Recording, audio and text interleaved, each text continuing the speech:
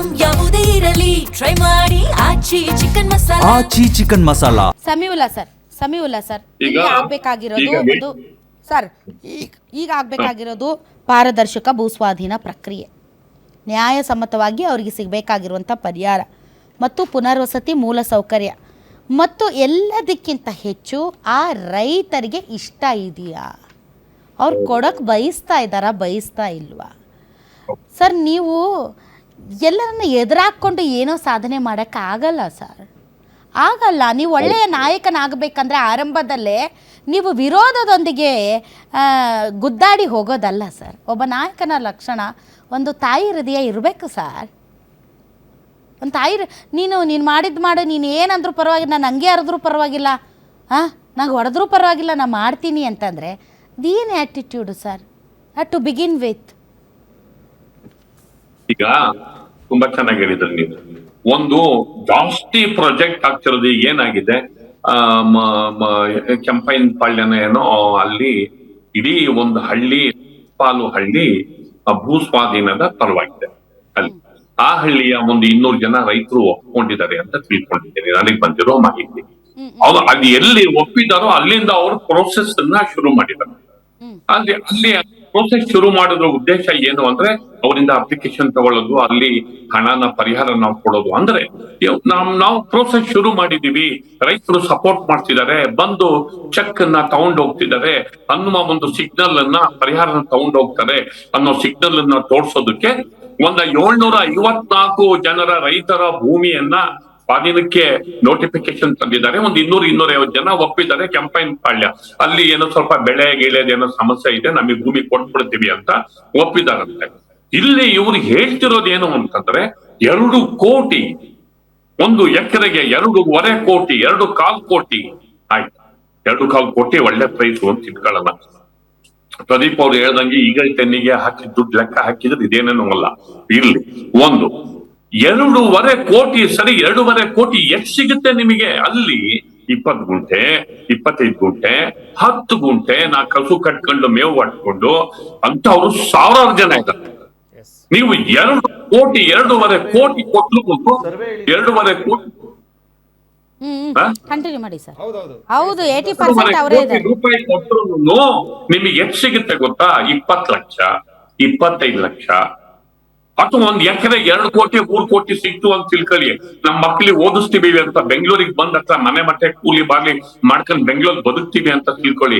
2 ಕೋಟಿ ಬೆಂಗಳೂರು ಸಿಟಿ ಒಳಗೆ ನೀವು ಬಿಟ್ಟು ರಾಜರಾಜೇಶ್ವರಿ ನಗರದಿಂದ ಈ ಕಡೆ ಮೈಸೂರು ರೋಡಿಗೆ ಎಂಟ್ರಿ ಆಗ್ತಿದ್ದಂಗಿನ 2 ಕೋಟಿ ಡಬಾ ಮನೆ ತಗೊಳಕ್ಕಾಗತ್ತಾ?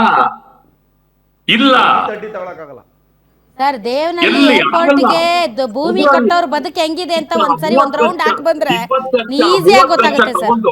ಎಲ್ಲಿಗೆ ಹೋಗ್ತಾರೆ? 20 ಲಕ್ಷ 30 ಲಕ್ಷ ತಗೊಂಡು ರೈತರು ಎಲ್ಲಿಗೆ ಹೋಗ್ತಾರೆ? ಎಲ್ಲಿ ಹೋಗ್ತಾರೆ? ಭಿಕ್ಷುಕರಾಗ್ತಾರೆ ರೈತರು.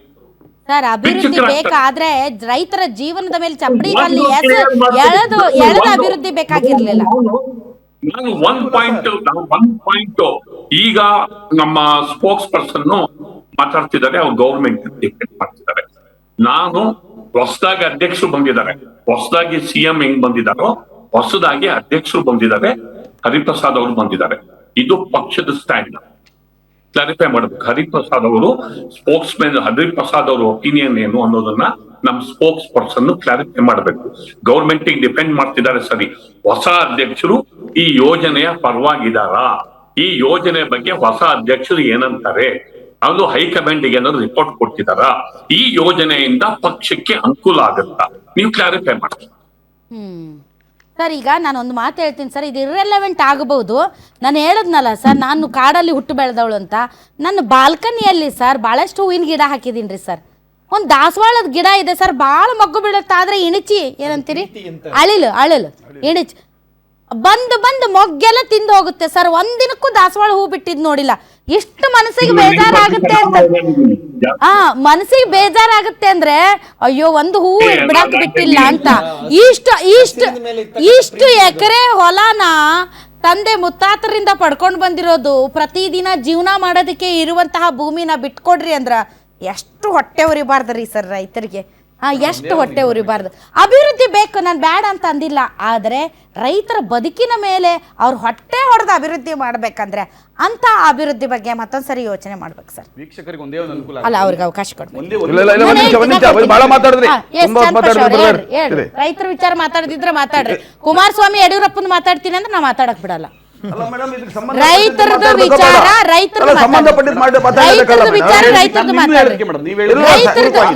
ನಾನು ರೈತರ ಪರ ಅಂತ ಮುಂಚೆನೆ ಹೇಳ್ಬಿಟ್ಟಿದ್ದೀನಿ.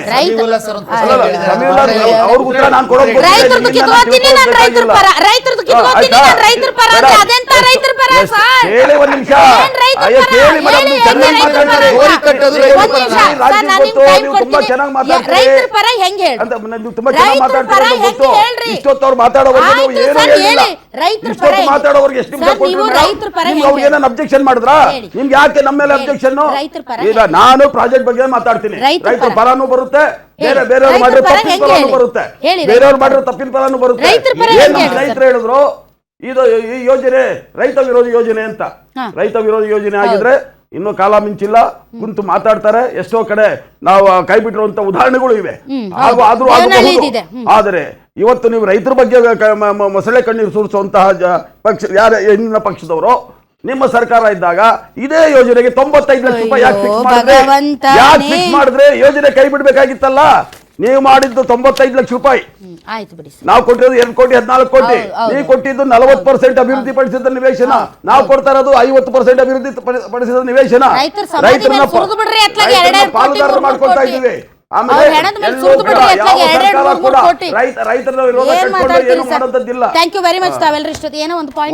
ಮಾತಾಡಕ್ಕೆ ಕೊಳ್ಳಿಲ್ಲ ಅಂತ ಹೇಳಿದ್ರೆ ನಾವೇನ್ ಮಾತಾಡೋಣ ಮೇಡಮ್?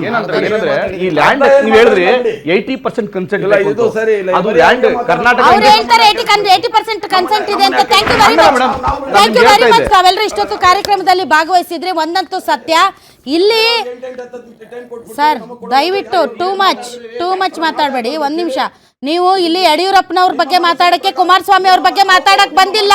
ನಿಮ್ಮ ಸರ್ಕಾರ ರೈತರ ಪರ ಹೇಗಿದೆ ಅನ್ನೋದನ್ನ ಮಾತಾಡಿ ಅಂದ್ರೆ ಬರೀ ಯಡಿಯೂರಪ್ಪನವ್ರು ಹಂಗ್ ಮಾಡಿದ್ರು, ಕುಮಾರಸ್ವಾಮಿ ಅವ್ರು ಹಿಂಗ್ ಮಾಡಿದ್ರು, ಯಡಿಯೂರಪ್ಪನವ್ರು ಹಂಗ್ ಮಾಡಿದ್ರು, ಕುಮಾರಸ್ವಾಮಿ ಅವ್ರು ಹಂಗ್ ಮಾಡಿದ್ರು, ನಾನು ಅದಕ್ಕೆ ಎಂಟರ್ಟೈನ್ ಏನ್ ಮಾಡ್ಲಿ?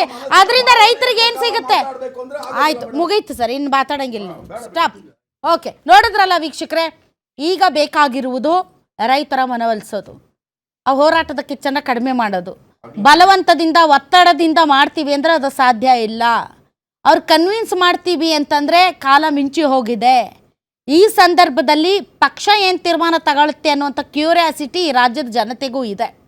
ರಾಹುಲ್ ಗಾಂಧಿ ಅವರು ಅಂಡಮಾನ್ ನಿಕೋಬಾರ್ಗೆ ಹೋಗಿ ಅಲ್ಲಿನ ಒಂದು ಪರಿಸರವನ್ನು ಉಳಿಸೋದಕ್ಕೆ, ಅಲ್ಲಿನ ಒಂದು ಕಾಡನ್ನು ಸಂರಕ್ಷಿಸೋದಕ್ಕೆ ಅಭಿಯಾನ ಮಾಡ್ತಾ ಇದ್ದಾರೆ. ಇಲ್ಲಿ ರೈತರ ಹೋರಾಟ, ರೈತರ ಬದುಕನ್ನು ಉಳಿಸೋದಕ್ಕೂ ಹೋರಾಟ ನಡೀತಾ ಇದೆ. ಈ ಯೋಜನೆ ಮುಂದುವರಿಯುತ್ತಾ ಅಥವಾ ಈ ಯೋಜನೆಯಲ್ಲಿ ಡಿ ಕೆ ಶಿವಕುಮಾರ್ ಅವ್ರ ಮನಸ್ಸು ಕರಗುತ್ತಾ, ಅವರ ಹೃದಯ ಬದಲಾಗುತ್ತಾ? ಕಾದು ನೋಡೋಣ.